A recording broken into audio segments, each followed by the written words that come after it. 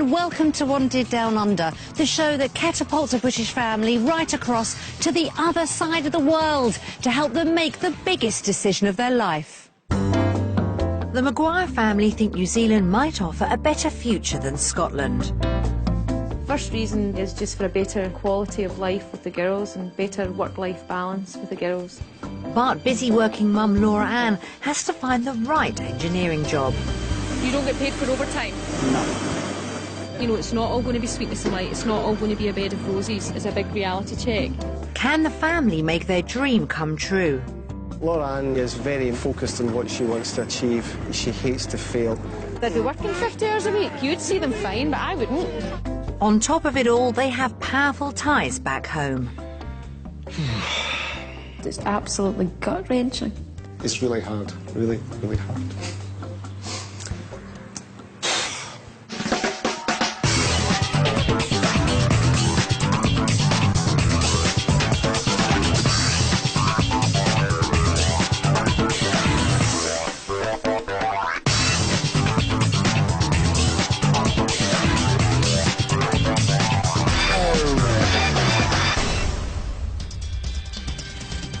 More and more people with all sorts of skills are now wanted in New Zealand.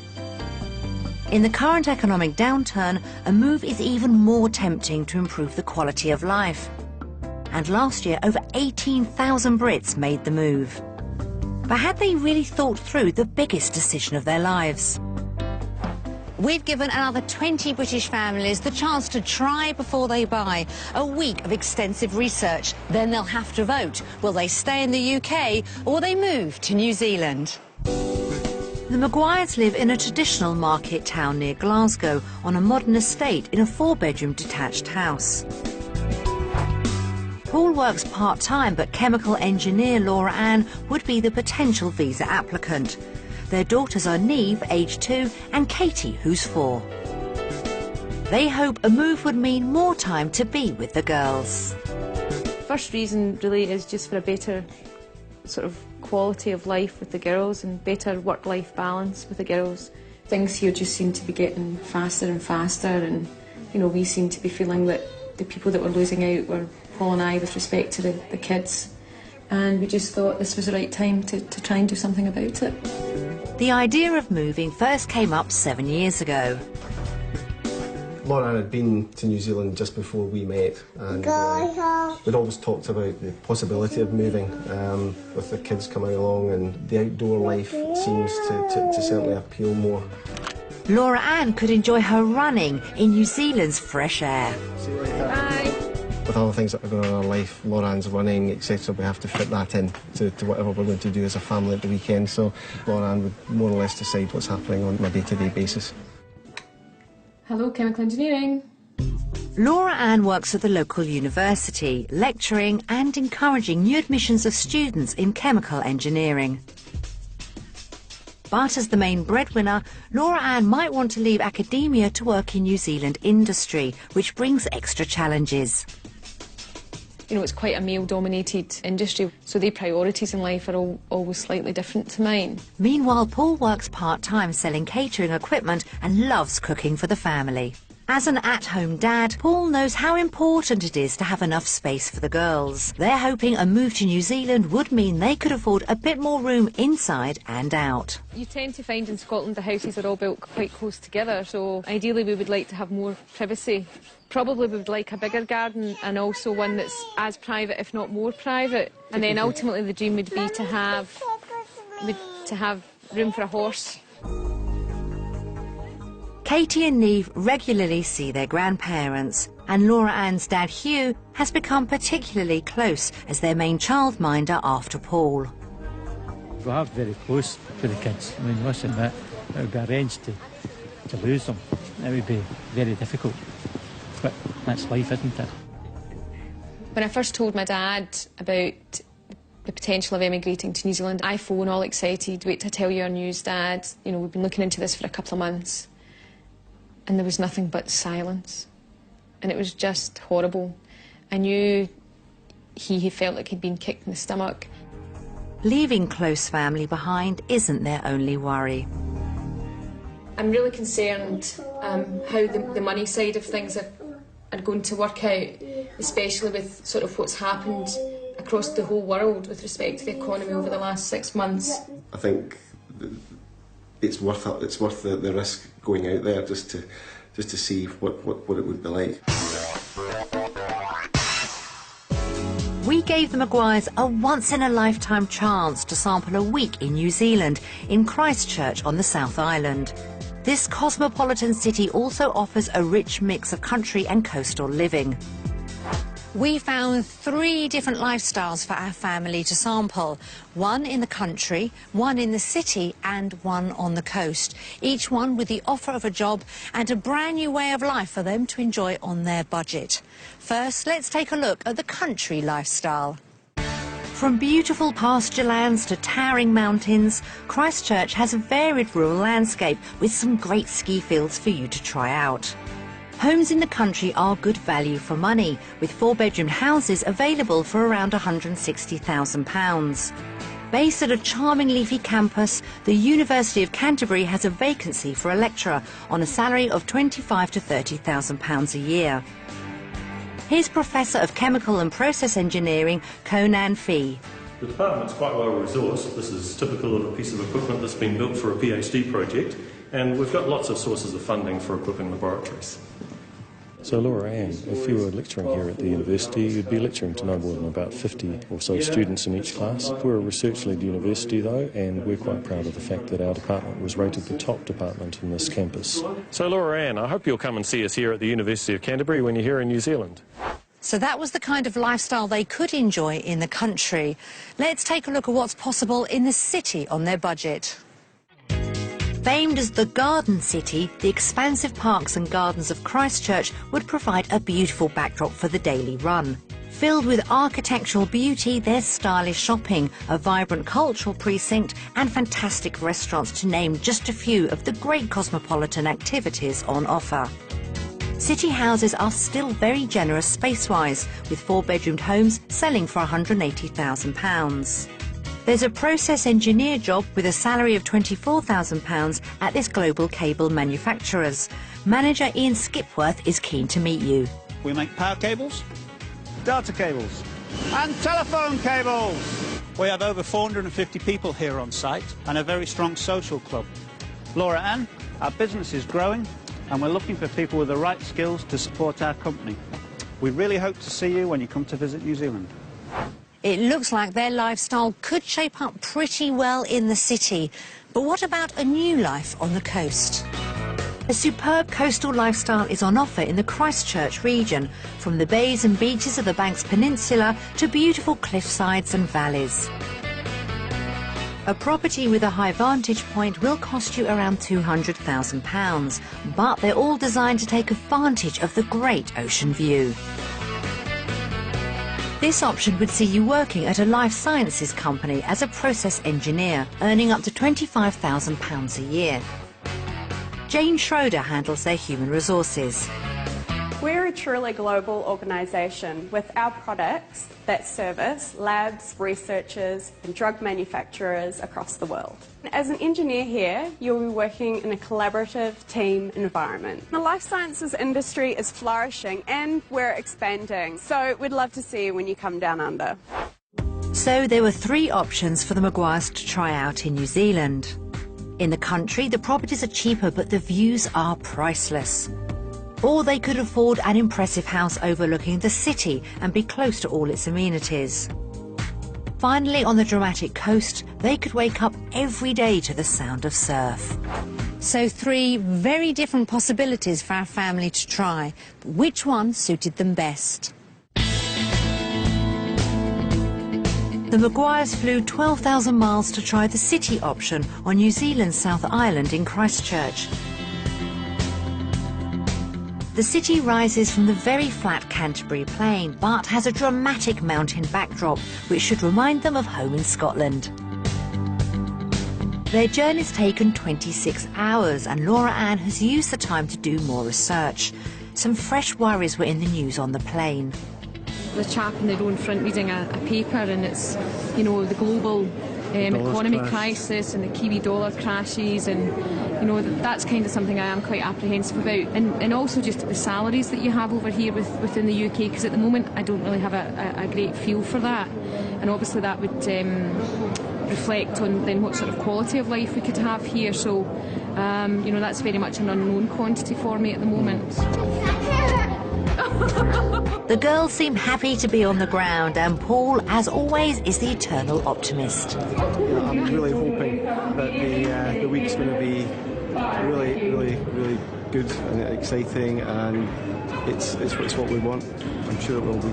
We haven't got out the airport yet. You're saying what we've seen, we haven't got out the airport yet. Countrywide. You only saw what we saw on the plane coming down from Auckland. That was good. Yeah, I mean, the other thing we sort of haven't touched on is the family and friends that we'd be leaving behind in the UK. So that's another big factor that, you know, I'm trying to make sure I keep Paul's feet on the ground about. Laura Ann certainly is being the realist. She knows that leaving close family will be testing for them all, and she can't wait to talk to her father. Hi Dad, it's me. I'll give them a big kiss. Hang on. Hello. Right, say bye-bye. Bye-bye. Did you hear that? Just talking to her dad makes her well up. Right, okay. Speak to you later. Will do. Bye. It made you weak. Yeah.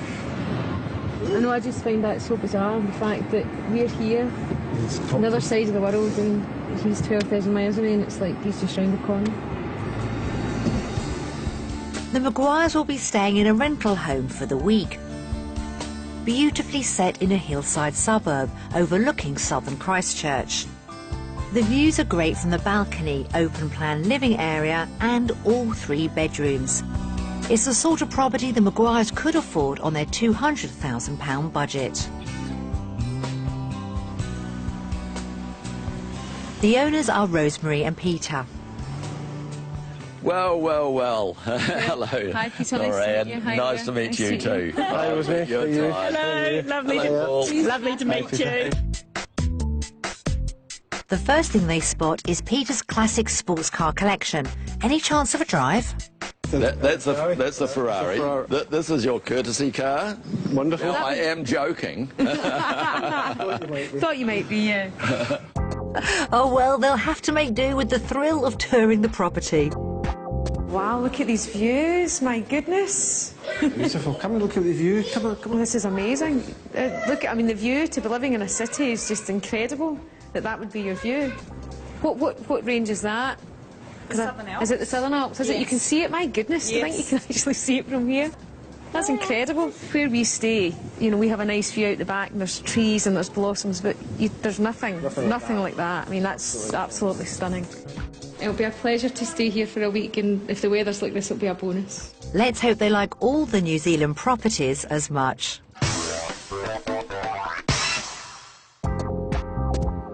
Back at home, the Maguires live in a traditional town near Glasgow with an old-fashioned high street.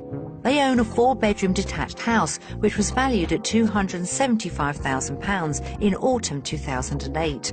After paying off the mortgage, they'd have £200,000 to spend on a New Zealand property.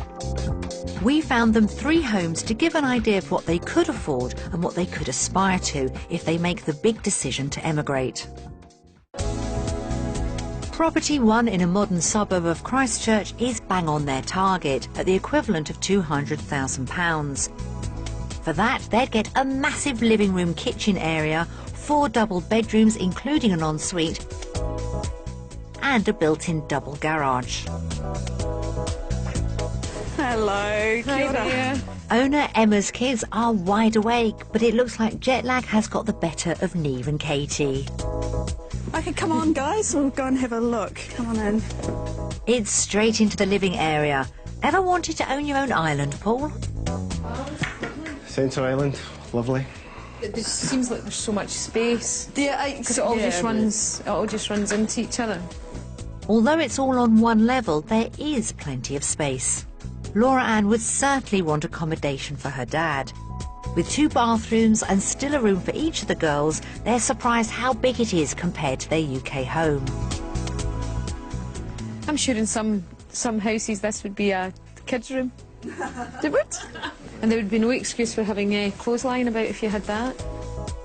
Outside, with not a clothesline in sight, there's a pretty garden.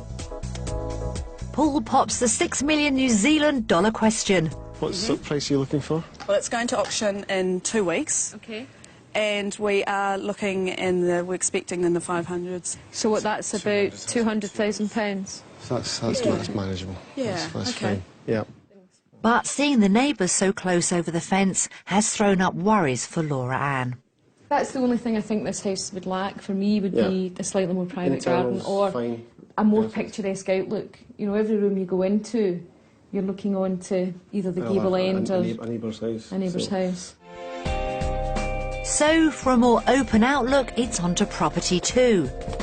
Complete with resident doves in their own dovecot, this is on the market for £270,000. It has a secluded garden and looks across open fields on the edge of Christchurch. It has the customary open-plan living room, 4 bedrooms, and a garage that seems bigger than the Maguire's house back home. As they make their way up the long drive, the family are really getting into the viewings. They even find a New Zealand estate agent who treats them as long-lost friends. Nice to meet you, Laura Ann. You've got lipstick on your cheek there. Hello. Hi, Paul.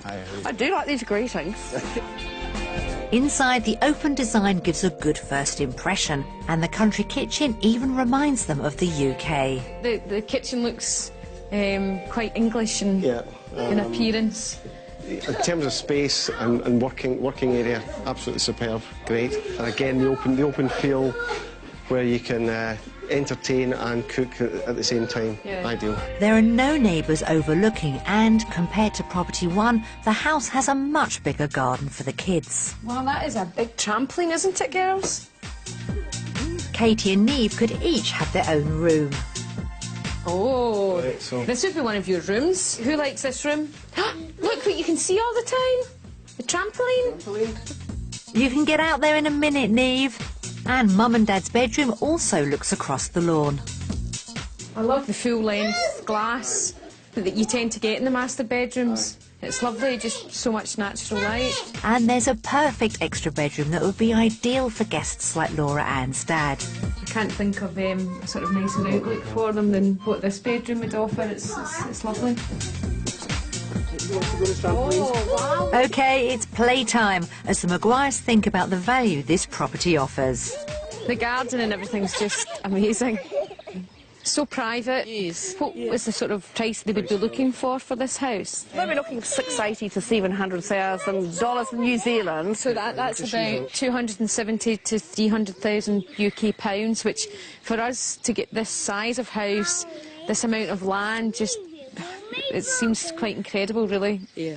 Sort of slightly speechless in a way, Paul, eh? absolutely. Great, we've ticked all the boxes already and we're only on property 2. So let's show Paul and Laura Ann what they could aspire to if they could afford £300,000. Property 3 is on 2 stories with a galley-style kitchen, a huge lounge and 4 bedrooms looking out over a sun deck.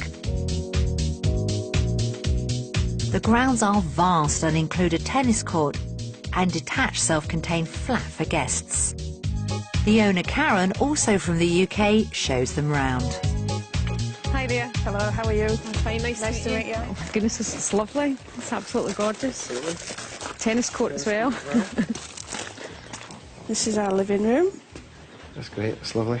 So you're not from New Zealand then, obviously? No, we're from Yorkshire originally, but yeah, we love the lifestyle over here. Bright kitchen. Oh, it's very bright, very nice. Nice and warm in summer. In summer, yeah. yeah. This is my favourite window. You get a nice view of the garden. The kitchen has some interesting features. Yeah, they look a bit unusual, but when you're not using it... You can shut it down and it keeps all the flies out. Yeah. There are 2 generous living rooms. This is a more formal lounge. We've had some nice Christmas lunches and picnics and That must be parties. quite a weird concept. Christmas dinner with these doors open and it's warm. Yeah. It's lovely. Upstairs, the bedrooms all have good views to appreciate the setting and lack of close neighbours. How could you not like this? I mean, it's such a private garden. It's not even, it's like a park. You'll get your own personal park. The kids' rooms are perfect colours for Neve and Katie. Yeah, it's a nice room. Whose room would this be? Who would want this room? Me. Finally outside, and a great selling point, is the self-contained granny flat. It's ideal for visitors, but Karen uses it as a gym. Just need a treadmill now for Laura Ann. Power walking. I would just run. You would run anyway, so, right, so fine. Perfect. But will the cost faze them? So what sort of price are you looking for? We're looking for any kind of offers over 700. So that works out about 300,000 UK pounds. Right. Which again, for what you're getting, it's absolutely beautiful. And again, if we were to bring anybody over to see this, they would understand why we've done it, because it's just wow. It's wow. The Maguires viewed 3 properties around Christchurch. The cheapest was property 1 at £200,000, with great accommodation but neighbours very close by. Property 2 at £270,000 had open fields around and even views of the mountains. And the most expensive, property 3 at £300,000, included a tennis court and an outbuilding for guests. Mum and Dad seem pretty keen, but are the girls impressed? Time to vote. So what do we think, girls? If you just think about the houses that we've seen, would you like to have a house in the UK or a house here in New Zealand?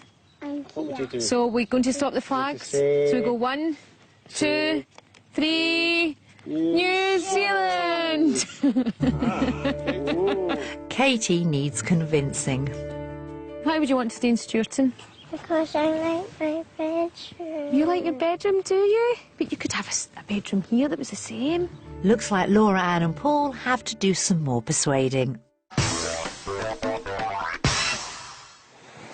Laura Ann was very enthusiastic about the property in Christchurch, but the pressure's on her as the main visa applicant to find the right job. Laura Ann is seeing how she'll fit in for a day as process engineer for a company who manufacture all sorts of wiring, from phones and computer networks to heavy overhead power lines. It's a hostile, noisy environment, more usually run by male engineers, and a world apart from the academic university life familiar to Laura Ann. Hi, Ian, Laura Ann. Nice to meet you. Let's get your kit up and your safety gear. That's great, thank you. Manager Ian fits out Laura Ann with protective boots and overalls.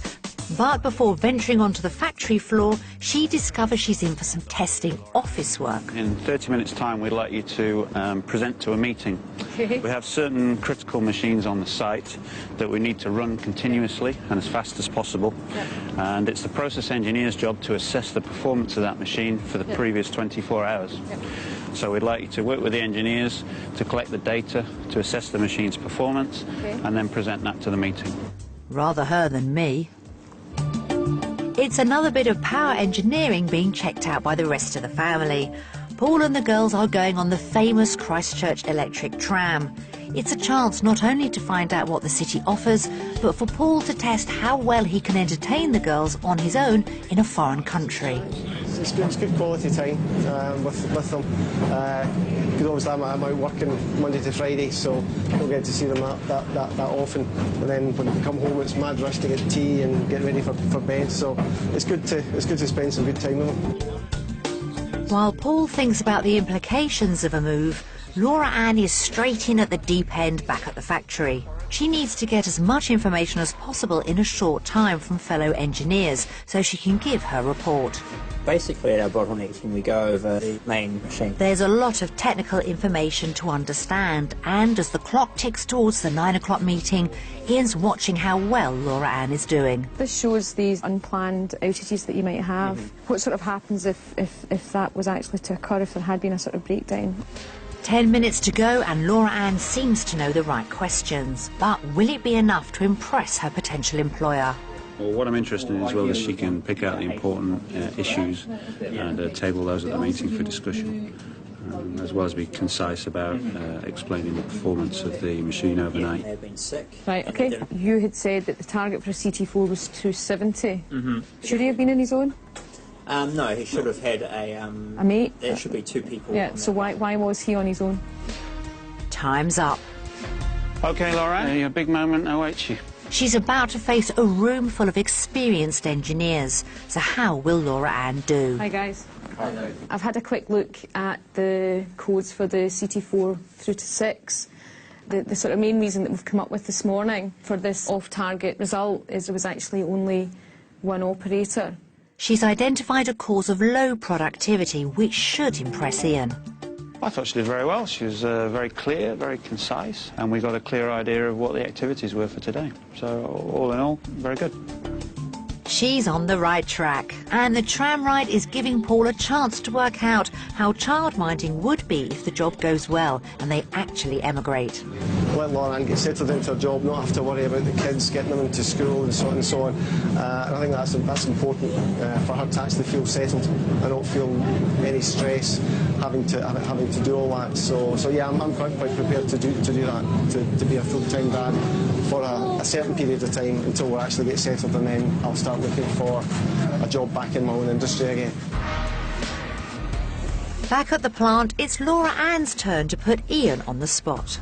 And what about weekly hours that you process engineers tend to work? Well, the process engineers are all contracted to work 40 hours a week, but generally speaking, they work probably between 45 and 55. OK. And what about the sort of salaries that you would pay chemical engineers? Depending on experience, between 60 and 75. OK. You don't get paid for overtime? No. Back home, Laura Ann earns £40,000 a year. So £24,000 here with no overtime pay doesn't sound too good. As Laura Ann considers her options, she meets up with the rest of the family in central Christchurch. Hiya! It's decision time, and Paul's really hoping to see the New Zealand flag. So now it's time to vote whether I want to choose my job in the UK or a job here in New Zealand.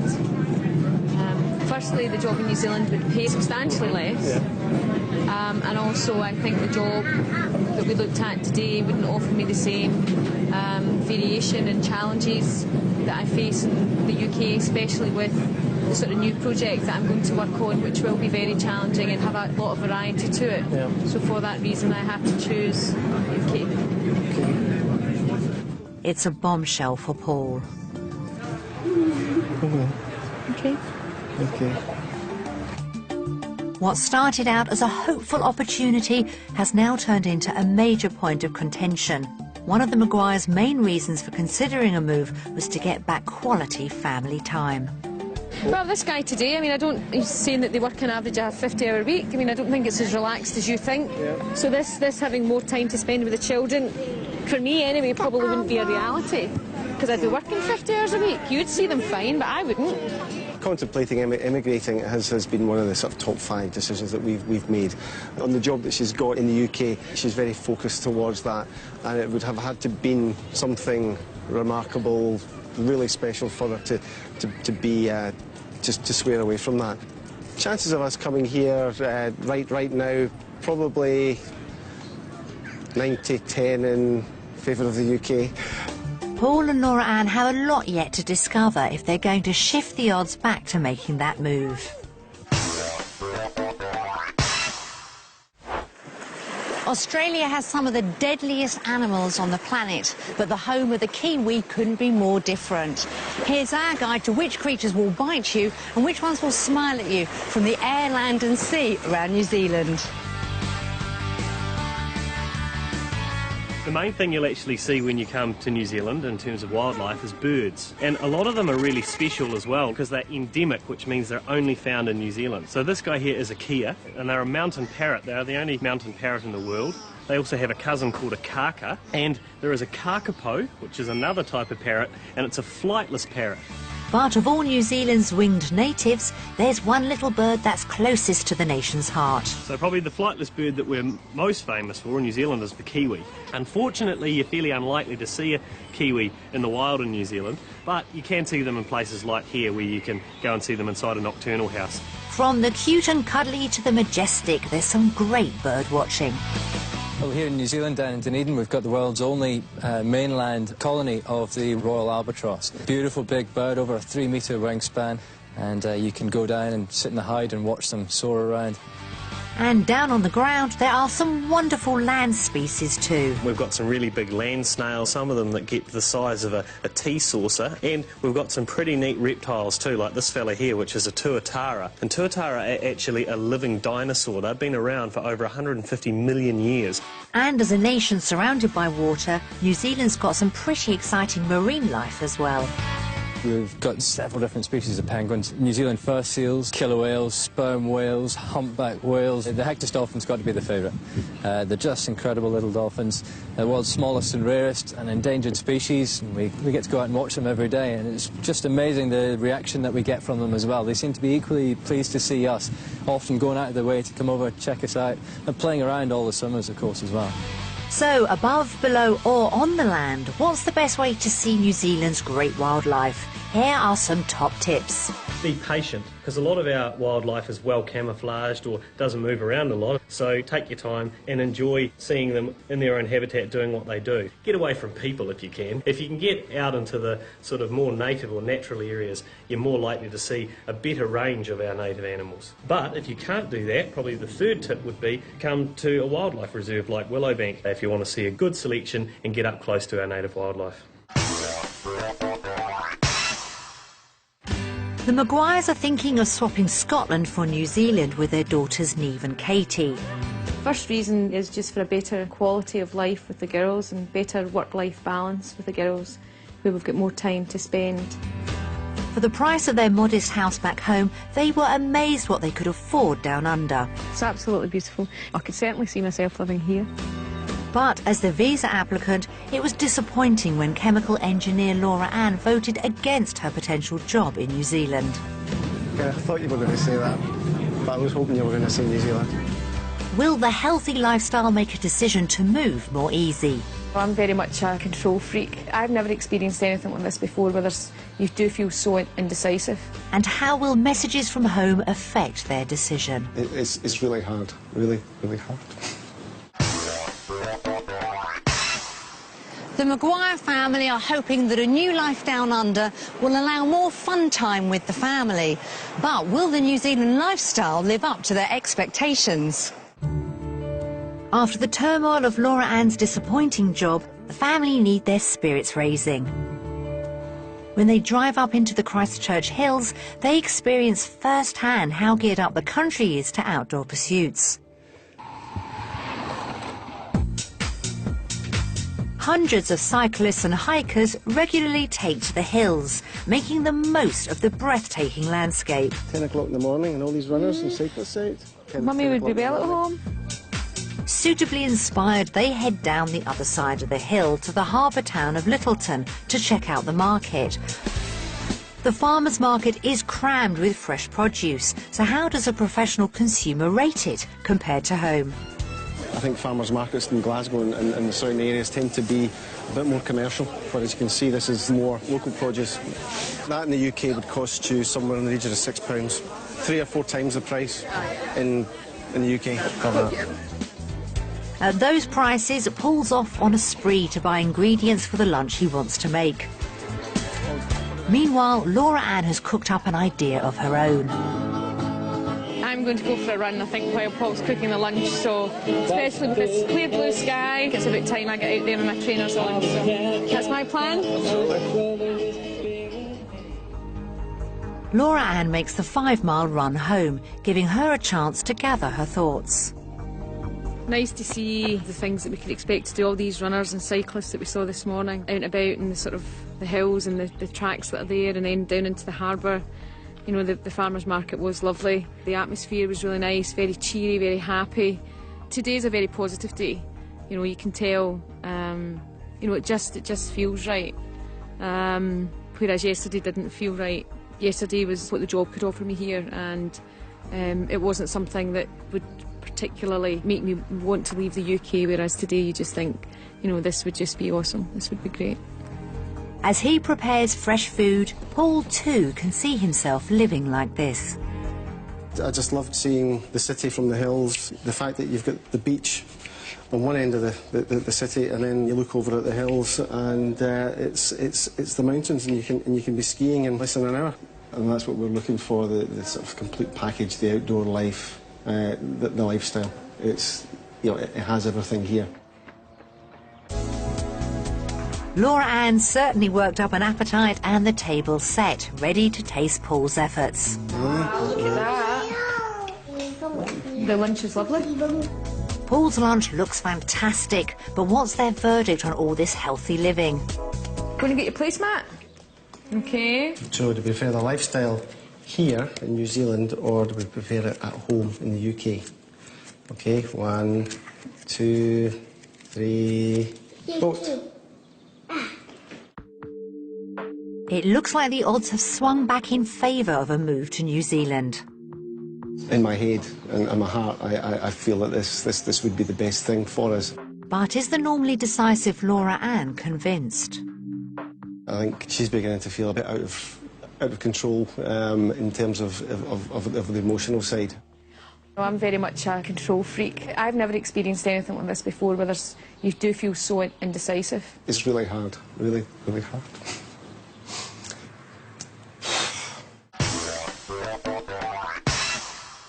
The Maguires know that if they decide to emigrate, the biggest wrench will be leaving friends and family. To help them make the right decision, we've put together some messages from their loved ones back home. Okay, right, we're ready. Laura Ann, Paul, Niamh and Katie, this is your Papa and Marlon speaking.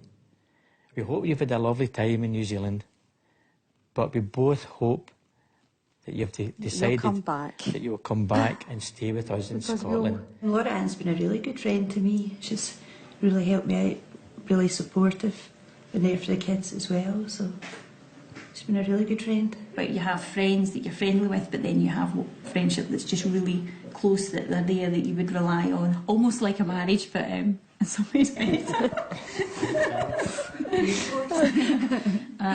And losing that out of my life, I don't know, because if I'm honest, I probably rely on that quite a bit. If Laura Ann emigrates, I'll miss her smile. Have you seen her smile? It's absolutely beautiful. Katie is the lady of the family, I think, and Niamh, I think she's going to be the tomboy. She'll be the rogue, as they say. But 2 smashing kids, 2 lovely kids. They're just a joy to watch, really are. If I was never going to see them again, I just don't know what I would do with myself. They're just so much a part of our lives. I have been since they were born. The 2 of them are just unbelievable. Just unbelievable kids.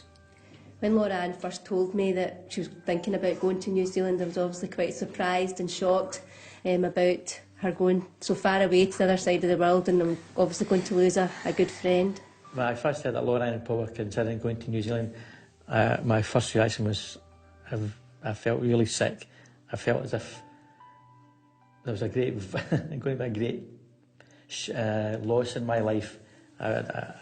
I really didn't like the idea at all. You're going to lose something which you've treasured for 36 years, and to lose it in the wink of an eye is very hard to understand. If what she wants to do is to go, then she needs to go, and I would support that as well. And I think, as you said, how did I react when she first told me? That is how I tried to react. If Laura Ann and Paul decide to go to New Zealand, I can't envisage how I would deal with it. I really do not know. I would be distraught, really distraught. We love you and we'll miss you very much. And we would only wish you all the best too, if you go.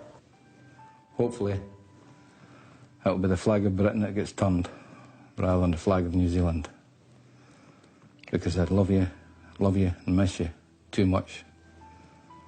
You'll know there'll be a big void in our life, I'm really quite worried about your dad because I don't know how he'll cope. I know how difficult it is for you and Paul to make the decision about whether to go to New Zealand or not. You know how I feel, that I really don't want you to go, but if it is your decision, I will miss you so much, but I realise it's for you and the kids' benefit, and I will be behind you 100%. It's absolutely gut-wrenching. Yeah, it's like a big sledgehammer bringing it home to me, you know, what we're potentially going to give up. These people are such big parts of our life, and if we were to go, for all they would still be part of our lives, it's different. It's going to be different.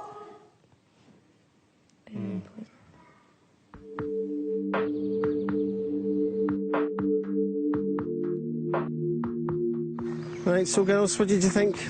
It's crunch time. Laura Ann, Paul and the girls must make a final decision as they weigh up everything they've experienced this week. The lifestyle that we can have, I mean, there's no doubt in my mind that it would be better than what we would have in the UK.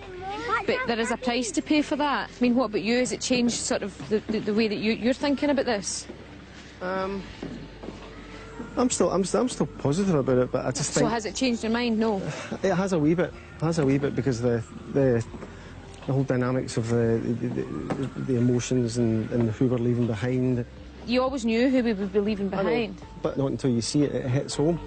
Not for the first time this week. The normally in-control Laura Ann is thrown into confusion. It's such a swing. You've got the lifestyle, the environment, you know, you look around, and then I've got the sort of professional aspects of life and our family and friends. So it's very, very, it's torturous, really. Either way, it's going to be the most difficult decision of their lives.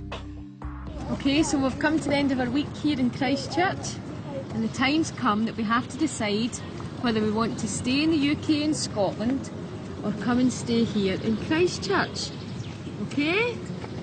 So we're going to go 1, 2, 3... New Zealand. UK! So Paul and Katie want New Zealand, but Niamh and Laura Ann are staying in the UK. Well, that's 50-50, just what I thought. There's two reasons for me as things stand at the moment. One being sort of job. I'm not 100% comfortable that it would be the right move for me just now. The second thing is what we're having to leave behind, the sort of the price we're having to pay. I'm not quite sure that would be the right thing for us as a family. Yeah, disappointed, but I'll go with the decision that Laura Ann's made, and never say never. I would certainly hope that we could look at it again soon. So I guess it's UK for now, and then we'll have a look at it again sometime soon. The Maguires were split throughout the week, and I really thought Paul was set on a new life in New Zealand. But Laura Ann found work disappointing and, in the end, couldn't face the prospect of leaving her beloved father. So for now, it seems they won't be moving where they're wanted down under.